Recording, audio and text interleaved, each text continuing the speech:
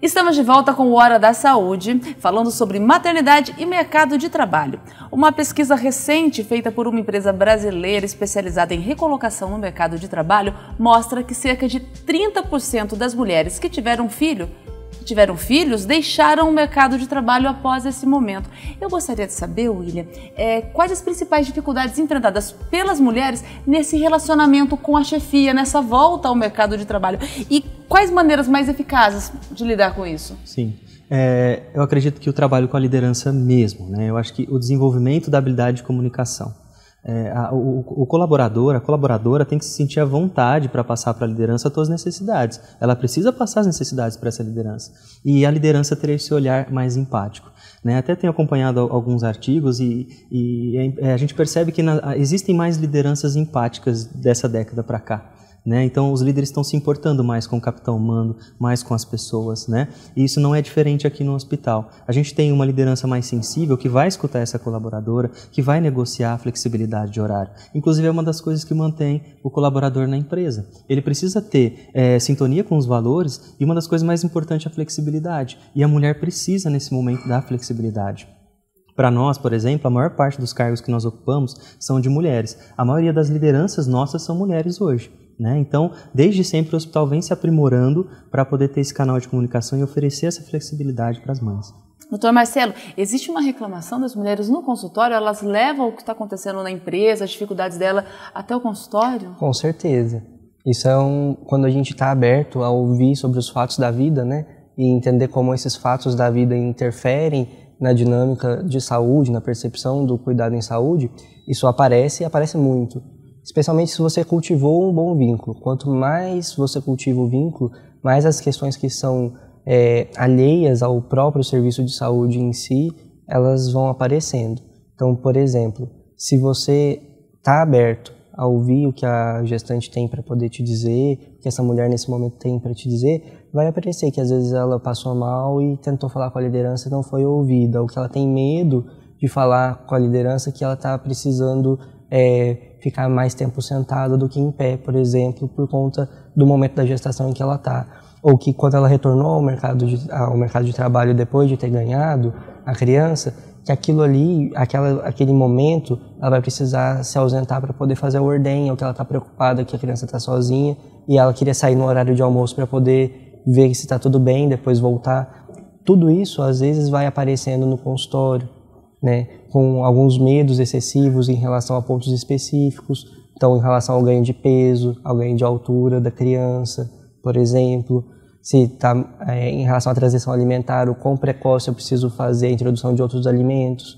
É um medo muito grande da mãe, quando chega ali o 5º mês de vida da criança, que eu vou introduzir a alimentação nova, que vai coincidir mais ou menos com o retorno da licença maternidade, a mãe fica muito angustiada. Eu vou voltar para o trabalho e aí como que eu vou fazer com a questão da amamentação?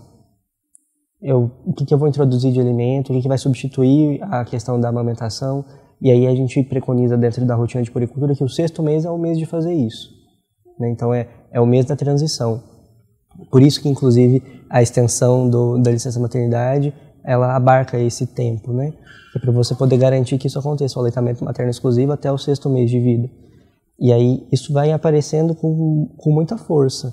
E a gente tem que ter um jogo de cintura na hora de lidar com isso. Às vezes se comunicar enquanto médico assistente com o serviço, a gente manda carta, um relatório, aí o setor de medicina do trabalho da empresa é uma empresa grande, que tem um médico do trabalho lá, isso impacta diretamente, ou em relação ao setor de recursos humanos, tudo depende de que cara essa empresa tem, onde essa pessoa trabalha, né? Mas de modo geral, a gente tem algumas garantias. Se a empresa é uma empresa pequena, o médico assistente tem esse papel, né? Ele consegue ter essa influência ali de modo mais direto. Quando é uma empresa grande, ele faz isso através do médico do trabalho. O médico assistente se comunica com o médico do trabalho. E claro, independente do nível organizacional e do tamanho da empresa, sempre o setor de recursos humanos vai fazer essa mediação, né? E mais uma vez a empatia é a palavra-chave nessa relação. Com certeza. Ontem mesmo uma amiga minha me fez uma provocação em relação a uma discussão de caso, que é como seria a sua vida se a atividade dessa pessoa não existisse mais. Se hoje ela não existisse mais, o que na sua prática, na sua função, mudaria? E isso resolve muitos dos problemas. Então, se eu sou líder, se aquele colaborador não existisse mais, aquela função não existe mais, o quanto da minha função, do meu serviço, da minha execução, ficaria comprometido por isso.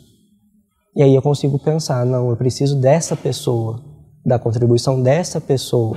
E aí como eu vou gerenciar a minha equipe e meu entorno para garantir que essa pessoa entregue o que ela precisa entregar para que o serviço de todos renda e tenha uma boa entrega e uma boa contribuição, independente do tipo de organização que a gente esteja inserido. Não importa o setor, o impacto é sempre o mesmo.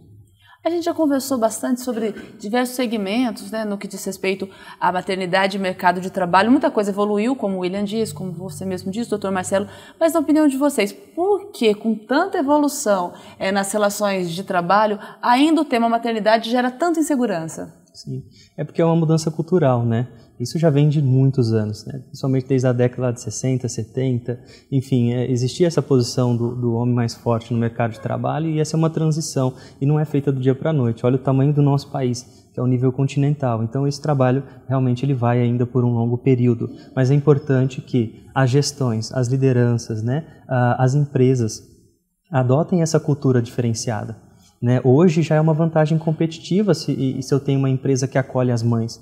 Né? A gente tem várias empresas grandes hoje aí, e isso na hora do consumidor comprar aquela marca, ele vai ver se ele olha bem aquelas mães, se ele cuida bem das mães. Então tudo isso é um diferencial até mesmo competitivo nas organizações e com certeza vai ser uma tendência aí nos próximos anos, mas tem muito ainda realmente, Glaucia, realmente tem muito. Como que você viu, William, medidas práticas que são possíveis para ajudar a mulher a passar por esse impasse, a conseguir trabalhar com mais tranquilidade, se sentir amparada? Eu costumo falar que a relação do colaborador com a empresa é um namoro e um casamento. Então, lógico, pensando a nível nacional, em outros lugares, eu sempre tenho que iniciar dentro de uma organização com um bom relacionamento. Eu tenho que ver quais são os valores dessa organização, eu tenho que ver quais são os resultados que são cobrados. Né? Eu tenho que ver se eu estou me formando corretamente para atender às exigências daquela empresa. Então, é sempre nesse namoro. Por quê? Porque quando eu precisar também, a empresa vai ter essa contrapartida. Então, primeiramente, se eu sou profissional, se eu sou mulher, eu tenho o sonho de ser mãe, empenhe-se no seu trabalho, faça o teu melhor, se dedique, sabe? E se você perceber que mesmo assim a empresa, a organização que você não trabalha, não vai de encontro com os seus valores e com a tua expectativa de vida, de planejamento familiar e futuro, você tem que traçar outra rota. Então as mães, se eu tenho o sonho de ser mãe, eu tenho que observar o meu plano de vida e ver se dentro daquela organização isso é aceito ou não. Porque se não aceitar e não tiver mudança nos próximos anos, eu vou ter que fazer uma mudança na minha rota. Então a mãe precisa fazer essa avaliação.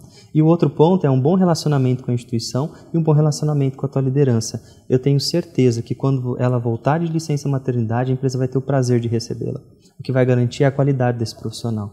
Então a gente fala assim, de estabilidade, por exemplo. A estabilidade você tem 28 dias antes, 5 meses após. Isso é garantido por lei. Mas o restante é o profissional que vai fazer esse acolhimento, que vai fazer essa diferença e que vai garantir o trabalho dele. Né? Hoje no Hospital de Amor, os nossos valores são, o primeiro deles o amor. Depois a humanização, o respeito, o comprometimento, o trabalho em equipe. Se a pessoa entrega esses valores, os resultados, não tem por que a gente não ficar, porque é um investimento nosso. A gente costuma falar que o amor é o principal remédio. E realmente, mas esse principal remédio do amor só chega à prática através das pessoas. O amor só se torna prática através das pessoas. Então, se eu tenho um profissional que faz isso muito bem, eu tenho certeza que eu vou querer ele na minha equipe, eu vou querer ele de volta. E com esse bom relacionamento, todo mundo ganha? Todo mundo ganha, com certeza. Doutor Marcelo, como que o sistema de saúde pode ajudar a mulher nesse momento a enfrentar essas questões? A garantir informação. O principal é isso. Né? Quando a gente trabalha dentro da atenção primária, da unidade básica de saúde, a questão da longitudinalidade é uma coisa fantástica para isso, porque você formou um vínculo, né? Então, você acompanha aquela gestante desde antes do pré-natal até que ela faz o pré-natal e a hora que ela vai fazer a puericultura junto com a criança que acabou de chegar. Nesse processo todo, você constrói uma história. É uma relação. Você passa a fazer parte da história daquela pessoa e aquela pessoa da sua história. É nesse momento que a gente consegue auxiliar nessas questões, principalmente garantindo esse vínculo, porque às vezes a gente pode contar para a pessoa coisas que ela não sabe. Que coisas que a gente pode contar? Isso que o William acabou de falar, você tem direito de escolher. A gente às vezes está muito pressionado por um mercado de trabalho que é escasso, o desemprego no Brasil é uma realidade. Mas dependendo da habilidade que eu tenho a opção de escolher. Eu posso escolher onde eu vou trabalhar, eu posso escolher se eu quero essa função ou não, né? Ah, mas é porque é difícil, eu posso ficar desempregado. É um risco que todos nós corremos. E se eu estou desempregado e eu vou começar um trabalho, talvez eu possa não escolher aquele só porque aquele apareceu. Eu posso ver, será que eu vou ser feliz e realizado nisso? Mas isso é algo bem difícil para a maior parte das mulheres brasileiras, né? Sim, especialmente porque existe uma realidade com a mulher de modo geral, né? Existe uma questão de competitividade no mercado em relação a posições e a remuneração, por exemplo. A gente tem uma cultura que é muito machista e acaba que a gente perde um pouco do olhar em cima da mulher e da força que a mulher tem. E que para determinadas funções, algumas habilidades femininas são extremamente importantes, né, em relação ao cuidado, até essa sutileza de olhar.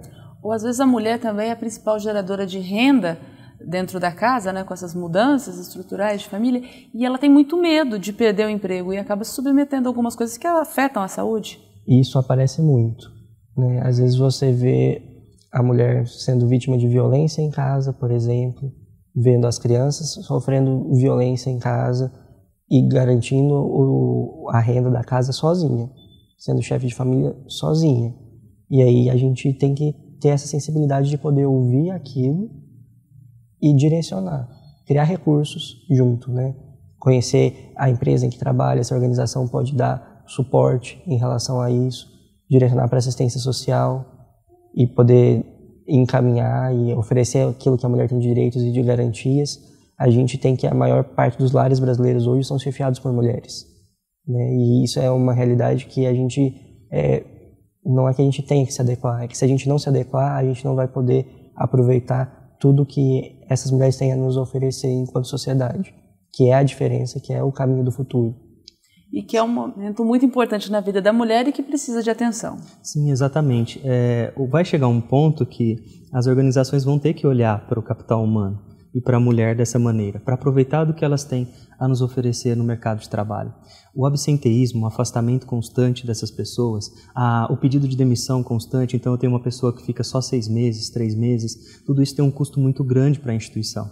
Então eu preciso, se eu colocar na contrapartida na balança, eu vou poder sim fazer um investimento em prevenção, em acompanhamento, e eu vou ter um impacto direto no meu absenteísmo. E essa balança se equilibra, eu aproveito o profissional, a mulher, ela consegue compor a renda da família, ela vai ter o emprego dela garantido. A nível nacional isso vai acontecer, isso é uma tendência também, porque senão não vai ter onde a gente procurar mais mão de obra, né? Então, a gente tem as mulheres aí no mercado de trabalho, elas são super competentes, super ativas, empoderadas mesmo, e a gente tem que dar essa oportunidade, né? E são uma força considerável de trabalho no Brasil. Então, nós vamos ter sim que olhar cada vez mais para as necessidades da mulher e atendê-las da melhor maneira possível. E garantindo esse melhor atendimento, a gente pode dizer que garante a saúde de toda a família, doutor Marcelo? Com certeza. Eu consigo fazer muito mais em termos de saúde para uma criança que acabou de nascer, garantindo que essa mãe consiga ofertar o aleitamento materno adequado, consiga ter um nível de escolaridade, manter a renda. Eu estou fazendo muito mais em saúde garantindo isso do que simplesmente fazendo ela comparecer às consultas de puericultura e às consultas de pré-natal. Então, as empresas que oferecem essa renda e esse emprego, elas têm uma responsabilidade muito grande em relação a isso. Se eu, enquanto empresa, consigo garantir isso para minha colaboradora, eu estou fazendo muito mais em saúde para ela do que o fato de ela ir todo mês na unidade básica de saúde, por exemplo. Eu consigo gerar muito mais desenvolvimento humano a partir daí do que simplesmente ir lá pesar e medir, né? Isso vira saúde no final da conta com muito mais potência, né? Então, se eu garanto que uma criança foi amamentada até os 6 meses de modo exclusivo e até o 2º ano de vida, essa criança vai ter uma saúde muito maior do que a criança que não foi, né? E isso não vai acontecer só por ir às consultas de puericultura. Se a gente, enquanto sociedade, se organiza para garantir isso para a mulher, a gente está plantando muito mais saúde no final da conta. Esse foi o Hora da Saúde de hoje. Falamos sobre maternidade e mercado de trabalho. Mais uma vez eu agradeço a presença do Dr. Marcelo Gobo Júnior, me auxiliando nessa mediação, e também agradeço a presença do nosso convidado, o William Taz, ele que é psicólogo do setor de recursos humanos do Hospital de Amor. Agradeço também a sua presença. Até a próxima!